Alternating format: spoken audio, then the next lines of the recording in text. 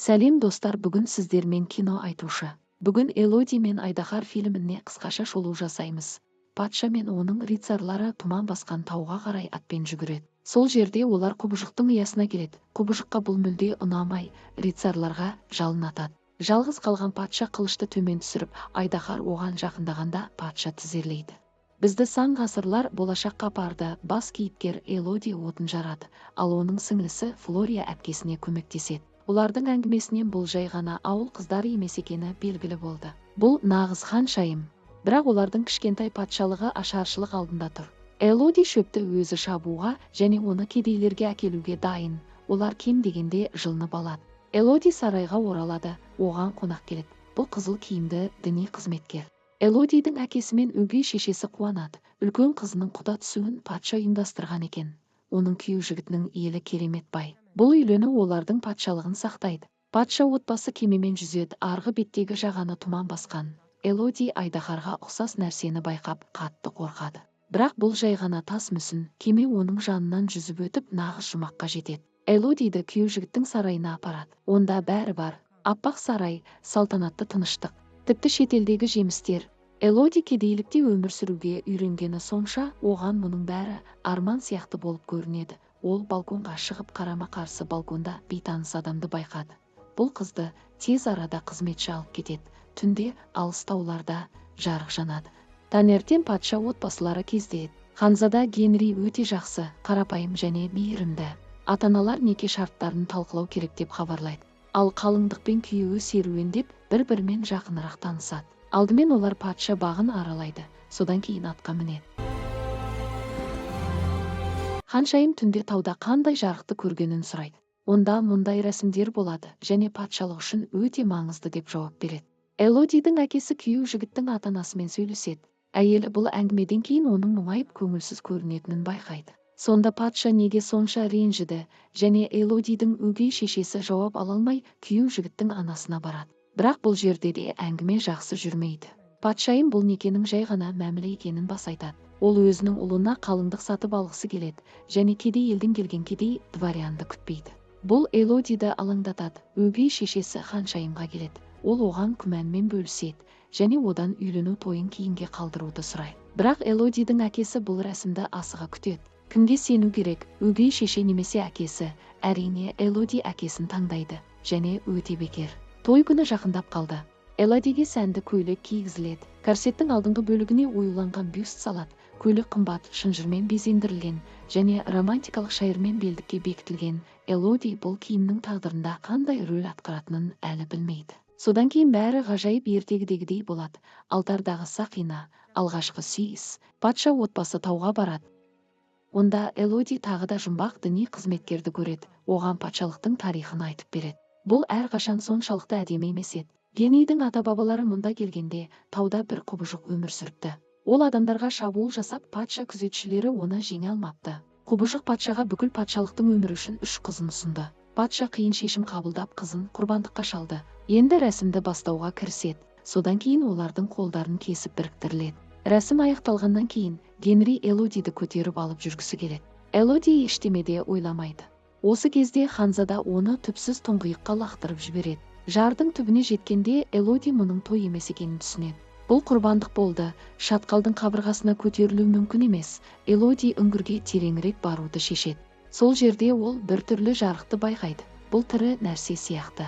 Элоди жанып жатқан нәрсені сөндіреді де қауырсындары күйген құсты табады. Ең бастысы, құс мұнда жалғыз емес.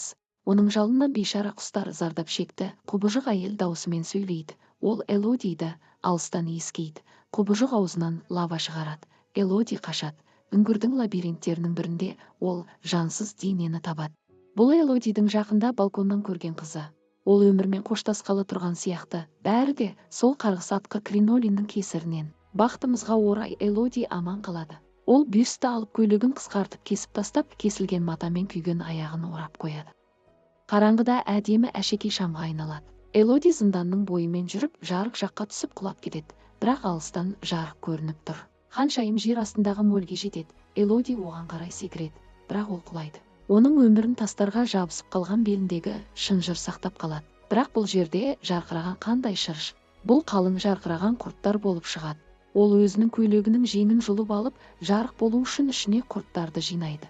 Ол мұзды үңгірге жетеді, бірақ оның аузына еріген су тамшылары түседі. Тамшылар барған сайын ыстықтан ериді, және айдаһардың денесі мұзды жарып өтті. Элоди қашып, сызылған жазуды байқайды. Бұл жерде қауіпсіз, бірақ сіздің қолтаңбаңыз да сізге жетпейді. Қабырғаларды қарап отырып, Элоди басқа да көптеген қолтаңбаларды байқайды. Оның алдында мұнда ондаған ғажайып болған сияқты. Шаршаған Элоди ұйықтауға тырысады. Күйіктері қабынған, ол қорқынышты түсінде дірілдеп, басқа қыздарды көреді. Олардың ешқайсысы аман қалмады ма? Элоди ұйықтап жатқанда шошып оянады. Күйігі жарқыраған сызықтармен жабылған. Бірақ бұл не? Олардың шырыштары емдік қасиетке ие сияқты. Элоди үңгірді іздеп, зындандардың сызылған картасын табады. Айрықтарды шатастырмау және кристалдары бар үңгірді табу ғана қалады. Міне, күн сәулесі үңгірге жоғарыдан енеді. Шығу қазірдің өзінде жақын орналасқан. Төменде Элоди металдан жасалған тәжді табады. Ол кристалдарға жабысып жоғарға көтеріледі, бірақ қыздың салмағына төтеп бере алмайды. Бірақ айдаһарға аузын ашуға әлі ерте. Элоди кристалдарға жабысып өрмелеуді жалғастырады. Бұл біртүрлі, бірақ қыз бостандықтың жақындығынан тым қатты толқып үңгірден шығады. Бірақ бұл қыз ойлағандай болмай шығады. Алыстан ол салт аттыларды көреді. Қыз айқайлайды, бірақ оны естімейді. Кенеттен айдаһар келіп қалады. Үңгірдің тереңінен дауыстар естіледі. Бұл оның көрген шабандоздары сияқты. Элодидің әкесі өзінің әрекетімен келісе алмағаны белгілі болды. Патшалығының аман қалу үшін қызын сатты. Бірақ қазір ол әскер жалдап қызды құтқару үшін үңгірге келді. Орталықта сынған жұмыртқалар мен кішкентай айдаһарлардың денелері бірнеше ғасырлар бойы тасқа айналғанын көреді. Элоди діни қызметкер айтқан аңызды есіне алады. Бұл шындықты айтқан сияқты. Айдаһардың алтынын ұрламақ болған адамдар еді. Патша қазынаға келгенде, кішкентай айдаһарлар өсіп кетпеуі үшін ол жұмыртқаларды жоюды бұйырады. Айдаһар ұшып келіп, бірсарыларды күлге айналдырды. Патша өз өмірі үшін бәрін беремін деп уәде берді. Қайғылы ана онымен мәміле жасады. Патша оның 3 қызын тартып алғандықтан, енді ол 3 қызын беріп, ұрпақтан ұрпаққа береді. Әйтпесе оның бүкіл отбасы жойылады. Енді Элоди шындықты біледі. Ол әкесінің даусына асығады, бірақ айдаһар оған бірінші жетті. Ол патшаны мүгедек етеді және оның қызын көмекке шақыруды талап етеді. Король одан бас тартады. Бірақ оның қадамдарын естіген көмекшісі айдаһарды алыстатып дыбысқа қарай шақырады. Қыздың әкесімен қоштасуға 1 минуты бар. Патша қорқынышты әрекет жасады. Элоди көтеріледі. Ол жылқыны жем ретінде пайдаланады. Айдаһарлар жануарға алаңдайды, ал Элоди тастардың арасында жасырынып жатыр. Айдаһар уәде етілген құрбандықты алмады. Ол ашуланады. Бүкіл аспан от пен түтінге оранды. Генридің анасы Элодидің қашып кеткенін түсінеді, және Элодидің өгей шешесі мен әпкесі оны кемеде күтіп тұр. Генридің анасы ең жас ханшайымды алып келуді бұйырады. Ол Элодидің сіңілісін құрбандыққа алып кеткенін хабарлайды. Енді өгей анасы Элодиге сен құтқаруға міндеттісің, оны тоқтат дейді. Элоди үңгірге қайтады. Осы кезде сіңілісін тұңғиыққа лақтырып жібереді. Элоди шашын қырқып, арқан өріп, ескі сауыттан қақпан жасайды. Құм мен дулығаға төгілген уақытты өлшейді. Бірдеңе болып әкесінің денесіне оралады. Кенеттен дулығадағы құм таусылып қалады. Дыбысты естіген айдаһар ұшып кетеді. Осы сәтті пайдаланып Элоди сіңілісін алып келеді. Өкінішке орай олардың қашуға уақыты жоқ. Бірақ Элоди қарулы және оның қаруы өткір. Қыз сиқырлы жаратылысқа алданғанын түсіндірмекші болады. Бірақ айдаһар оны тыңдағысы келмейді. Бұл тең емес шайқас. Қыз жеңіліске ұшырайды. Және айдаһарлардан оны тезірек өртеп жіберуді сұрайды. Ауыздан лава атқылайды, бірақ тастан шағылысқан лава құбыжықтың денесіне тиеді. Шайқас аяқталды деп түсіндіреді Элоди айдаһарға. Осы уақыт ішінде оны патшаның қыздары емес, патшаның иісі бар қалыңдықтар тамақтандырды. Бірақ қыз семсерді жыртқыштың басына емес жерге қадайды. Содан кейін ол сиқырлы құрттарды жинап, олар айдаһардың жараларын емдеу үшін қажет болады. Мұнда ханзада Генридің 3-ші тойы. Элоди дәл рәсімнің ортасында пайда болады. Ол қала тұрғындарына тезірек қашуға кеңес береді. Бірақ Элоди жалғыз келген жоқ. Кішкентай айдаһар ұшып келеді. Ақырында зұлым отбасы өздерінің қылмыстары үшін жазасын алады. Уақыт өтіп Элоди сіңілісімен анасымен бірге үйге келеді. Кеменің жанында айдаһар ұшып барады. Осымен фильм аяқталды достар. Каналға жазылып қолдап кетіңіздер. Сіздер үшін жай ғана батырма, мен үшін арманға бастар жол.